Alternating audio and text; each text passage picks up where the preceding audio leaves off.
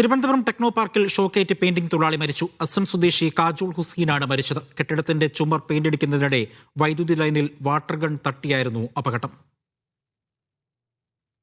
സനസയുണ്ട് വിവരങ്ങൾ നൽകാനായി. സനസ, എപ്പോഴാണ് ഈ ദാരുണമായ സംഭവം നടന്നത്?